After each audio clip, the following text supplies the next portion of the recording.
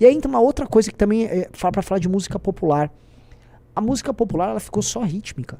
Nossa, a música popular ela acabou. Né? É terrível a música popular. Então, assim... Que era a música popular no Brasil que virou. Meu Deus. A música popular brasileira, eu não vou dizer em termos melódicos, mas ritmos e harmônicos, ela sempre foi muito interessante. As harmonias das músicas populares brasileiras sempre foram muito mais ricas que as americanas. E é uma característica. Harmonicamente, o Brasil é cheio dos acordes estranhos. O brasileiro adorava cheio de dissonâncias. Bossa Nova tá cheio de dissonância, por exemplo, que não é tão popular. Mas mesmo samba. É tudo, mano, uma dissonância bizarra. E tinha letra. Tinha tudo ali. Tinha letra. Hoje não tem mais nada, cara. Então, esse empobrecimento é geral. E tem ainda um outro efeito que a gente tem aqui, que é uma coisa... Acontece no primeiro mundo, menos, mas acontece. Nós temos uma coisa de uma burrice contagiante. A elite e a classe média, eles são colonizados pela burrice geral. Há uma conformidade para baixo. Eu não sei explicar, porque não sei se é um sentimento anti-elitista que a gente tem, mas a ideia de um aluno mediano é ele se comportar e ter o vocabulário, se vestir e ouvir as músicas num nível sempre mais baixo. A pessoa não procura subir, ela procura descer. E antigamente a gente sentia essas coisas. Pô, você ouvia metal. O ato de ouvir metal na escola, se você for lembrar, tinha uma coisa de um elitismo, do tipo, eu não vou ver essas besteiras que as meninas ficam ouvindo. Havia isso. Eu não ligava, porque eu não via isso na escola, eu só ouvia clássico. Mas eu sei, o Arthur tem isso, total. Isso, que era uma coisa, não é tanto sobre monstros, eu não sou uma pessoa perigosa, mas eu não sou um idiota como você. Tinha uma coisa dessa, e isso perdeu completamente, os nichos meio que foram morrendo, e há aqui no Brasil tem esse problema que é um nivelamento sempre por baixo, que você vê na elite. Eu sei. Você vê muito na elite. Tem uma coisa que é muito louca aqui. Um nivelamento até estético.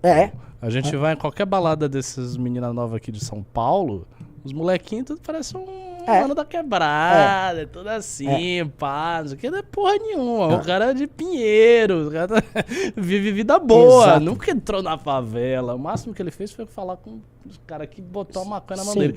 Mas assim, o molequinho é playboy, mas ele tá lá, todo com cabelinho assim, parece um manozinho, mas não é manozinho. Falando gíria, né? Exatamente, não tem nada a ver. E as minas também. Sim. Parece tudo que tá ali no baile funk de Paraisópolis, mas não é. E tem essa imitação. Eu acho que a imitação estética chegou forte na juventude. E o que não é assim são os nerd otaku. Uma coisa que você acompanha aqui em São Paulo.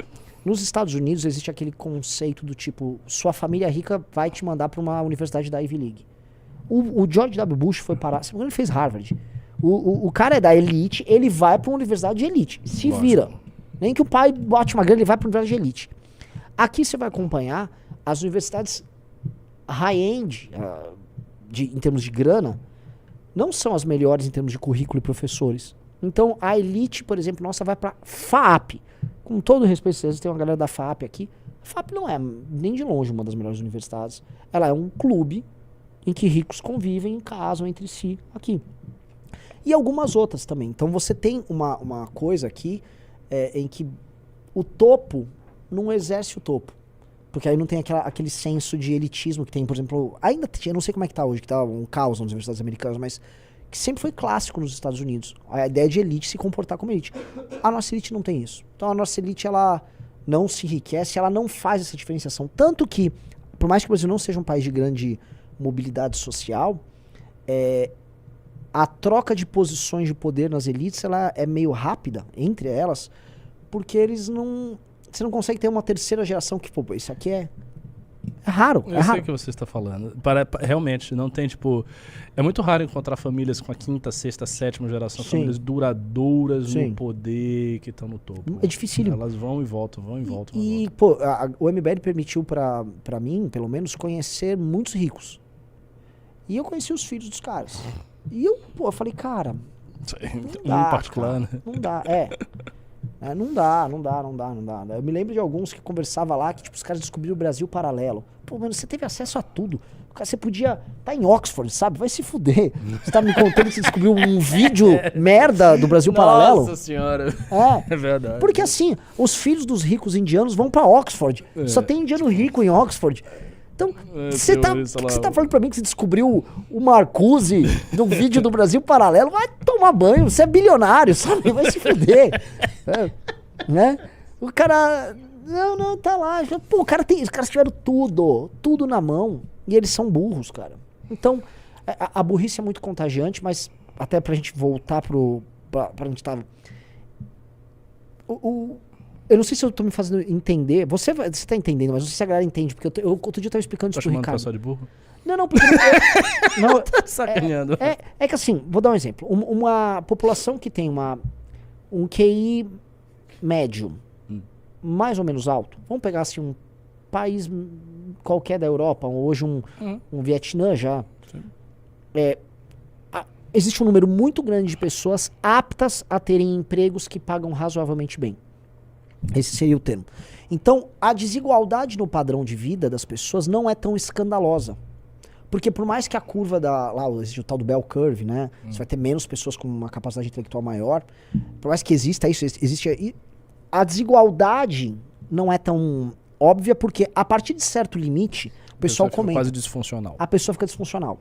Por exemplo, o exército americano não pega pessoas com QI menos de 85. O QI médio brasileiro é 83. Logo, grande parte da população brasileira, ela não estaria apta a ser faxineiro no exército americano. Então, o ponto é, a partir de um determinado QI médio, não é que você vai ser um médico que não sabe segurar um bisturi. Você não vai ser um médico. Você não pode ser um auxiliar administrativo. Você vai fazer coisas muito rudimentares. Exato. E, portanto, você vai ter uma discrepância muito grande. Coisa que uma sociedade em que as pessoas são mais capazes, naturalmente, as discrepâncias vão ser menores. E isso... Acho que dá até para acompanhar esse determinado padrão. Uma sociedade, portanto, mais saudável, nossa, vai ser uma sociedade em que as pessoas sejam mais capazes de exercer profissões melhores e ganharem e ter uma renda. Vai ser uma sociedade mais desigual. E essas pessoas também, naturalmente, vão ter uma capacidade de compreensão da realidade que fazem com que elas não cometam besteiras o tempo todo com as próprias vidas, como entrar pro crime, como, sei lá, uma menina ficar grávida com 16, 17 anos, com 14, 15, 16, 17 anos, um cara não sabe o que faz no colégio, o consumo de determinado produto cultural, porcaria. Em resumo, a coisa só vai se resolver quando tiver um foco, um investimento muito grande nisso. Só que aí olha o problema, que eu tô pensando nisso há muito tempo, né? Nesse problema dessa barreira, né? Assim, barreira orgânica do QI. Mas isso é difícil, porque isso assim não muda assim. Não muda, não muda. Isso até melhora se você tiver nutrição muito boa. Nutrição muito boa. Ou se você imaginasse uma sociedade de procriação administrada, mas obviamente isso seria uma tirania terrível. Então, nutrição. Nesse sentido, só dá para investir em comer melhor e educação. Olha só, a questão esperar que a natureza se desencumba. Comer melhor, educação. Nos Estados Unidos, crianças, filhos de famílias carentes que são adotadas por famílias de bom nível. Estímulos na primeira infância, evidente. Há uma melhora. Melhora. Não é uma melhora grotesca, mas há uma melhora. Então, sim... Gêmeos também criados em contextos diversos, tudo isso. Então, assim, famílias estáveis, ausência de doenças parasitárias, boa alimentação na infância e um bom currículo e um ensino que estimule a criança, você vai produzir pessoas aptas. E aí entra aí a própria seleção. Aí assim, aí o cara um é mais capaz, o outro não é, um é mais esforçado. Aí entra o restante, que é a pessoa ser capaz em si de construir, mas ela vai estar com um mínimo para poder exercer trabalhos mínimos. E ainda entra um outro elemento. Sociedades desenvolvidas, pessoas que são capazes de fazer o básico são bem remuneradas. Um pedreiro na Austrália ganha muito bem. Um encanador nos Estados Unidos vai ganhar muito bem. Então essa pessoa, ela não precisa ser um catedrático, nada. O cara, sendo um bom encanador, vai ganhar bem numa sociedade menos desigual. Mas aí eu acho que teria que ter uma recomposição econômica do Brasil, assim como um todo, uma coisa muito profunda. Não, óbvio. De todas essas ideias, o que eu acho mais fácil é a questão da saúde, que é o saneamento básico, cara. A gente tem que partir do mais simples para o mais complexo. O saneamento básico é o mais simples de tudo aí.